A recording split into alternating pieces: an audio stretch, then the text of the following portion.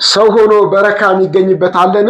ቢስሚላህ አልሐምዱሊላህ ወሰላቱ ወሰላሙ ዐላ ረሱሊላህ። ሰው ሆኖ አላህ በረከት ለመገኘቱ ሰበብ የሆነ ቢኖር አንቢያዎች ብቻ ናቸው። በተለይ ነብዩ ሙሐመድ ሰለላሁ ዐለይሂ ወሰለም በነብዩ ሙሐመድ ሰለላሁ ዐለይሂ ወሰለም ሁለንተናዊ ማንነታቸው ላይ በረካ አላህ አድርጎባቸዋል። ከሳቸው በረካ መፈለግ ሱና ነው፣ አጅርም አለው፣ የታወቀና የተለመደ ነው። ግን ከሳቸው ውጪ በሌላ ሰው ላይ በረካ ይገኛልን? ወልይም በሉት ዓሊምም ሸይኽም ሙፍቲም ቃዲም በሉት ባለስልጣንም ባለሀብትም ማንም ሷሊህም ማንም ቢሆን ከነብዩ ውጪ በአካሉ በአልባሳቱ በረካ አለበት የሚባል ማስረጃ አለን? የለም። በቁርአንም የለም፣ በሐዲስም የለም፣ ከሰሃቦችም አልተዘገበም።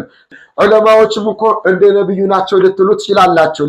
ዑለማዎች ከአንቢያዎች የወረሱት ዕልምን ነው እንጂ የአካላት በረከትን አይደለም። ምክንያቱም አንቢያዎች የአካላቸውን በረካ ያገኙት ከወህይና ጥብቅ ማዕሱም ከመሆናቸው ነው። ዑለማዎች ዘንድ ደግሞ ወህይም የለም ጥብቁም የተጠበቁም ስላልሆኑ እነሱ ጋር በረከት አይኖርም። የአካላቸው ከዑለማዎች የሚገኘው በረካ አንድ ብቻ ነው። እሱም ከአንቢያዎች የተማሩትን ትምህርት ቁርአንና ሐዲስን ሳይጨምሩ ሳይቀንሱ ሲያስተላልፉ የሚያስተላልፉት የሚያስተምሩት ዕውቀት በረካ ነው። ከዛ ውጪ በአካላቸው በሰውነታቸው በጨርቃቸው በሚይዙት ነገር በዚህ ሁሉ በረካ አለ ብሎ ማሰብ ከእስላም የራቀ የወጣውን ያስተሳሰብ ነውና እንጠንቀቅላቸው። ጀዛኩሙላህ ኸይር ወሽክራ